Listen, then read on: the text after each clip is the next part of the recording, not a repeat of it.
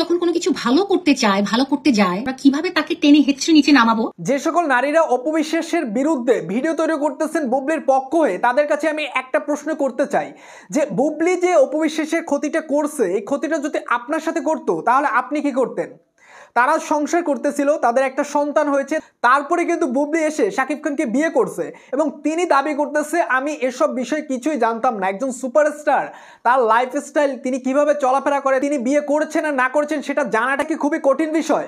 বুবলি বলতেছে আমি জানি না। তিনি যে বিয়ে করছেন, একজনকে বিয়ে করার আগে তার তো ব্যাকগ্রাউন্ড চেক করতে হবে, তিনি সেটা চেক করেন না। তিনি বলতেছে শাকিব খান বিয়ে করছে না করছে সেটা আমি জানি না।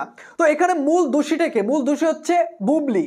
এখন আপনারা যে বেশ কিছু মেয়েরা যে ভিডিও তৈরি করতেছেন অপবিশ্বাসের বিরুদ্ধে এবং অপবিশ্বাসকে যা তা বলতেছেন, এগুলো আপনারা অন্যায় করে বলতেছেন। ভাই এখানে অপবিশ্বাসের কোনো দোষ দেখতে পাইতেছে না, কারণ এখানে বুবলি শাকিব খান অপবিশ্বাসের সংসারটা ভেঙে দিছে। আপনারা বলতেছেন অপবিশ্বাস বুড়ি, অপবিশ্বাস তাদের সংসার ভাঙছে। ভাই কিছু একটা বলার আগে একটু যুক্তি রেখে তারপর কথা বলেন।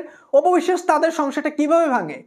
অপবিশ্বাস শাকিব খান তো তারা সংসার করতেছিল, সেখানে তো বুবলি থার্ড পার্সন এসে ঢুকে সেই সংসারটাকে এলোমেলো করে দিল। এবং এখন এই যে সোশ্যাল মিডিয়ায় একটা কথাই চলতেছে যে শাকিব খান হচ্ছে একজন চরিত্রহীন মানুষ, এবং শাকিব খানের সাথে বেশ কিছু মেয়ে আমরা দেখতে পাই, তারা বলতেছে শাকিব খানের সাথে সিনেমা করব না, প্রেগনেন্ট হয়ে যাব, শাকিব খান আমাকে সিনেমার অফার করলো, আমি সিনেমা করব না। এই কথাগুলো শাকিব খানকে শোনানোর একমাত্র দায়ী হয়েছে বুবলি, কারণ বুবলি বিয়ে করার পরে কিন্তু এই কথাগুলো উঠে আসছে। কারণ শাকিব খান অপবিশ্বাসে যখন বিয়ে হয়েছে তখন কিন্তু কেউ বলে নাই, তারা সংসার করতেছিল, 9 বছর সংসার করছে, তারপর তাদের সন্তান এবং তাদের বিয়ের কথাটা প্রকাশ্যে চলে আসছে।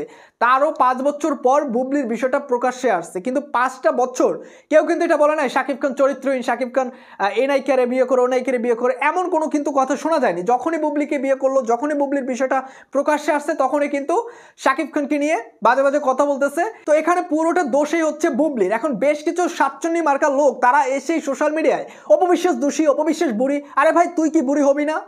তুইও তো বুড়ি হবি। এখন এগুলো বলে তারা কি মজা পায় আমি বুঝলাম না।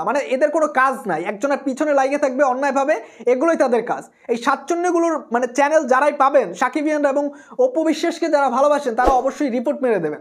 তো ভাই ব্রাদার, এই সাতচন্নি মার্কা কিছু লোকদের নিয়ে আসলে আপনাদের কি মন্তব্য হচ্ছে অবশ্যই কমেন্ট করে জানিয়ে দেবেন।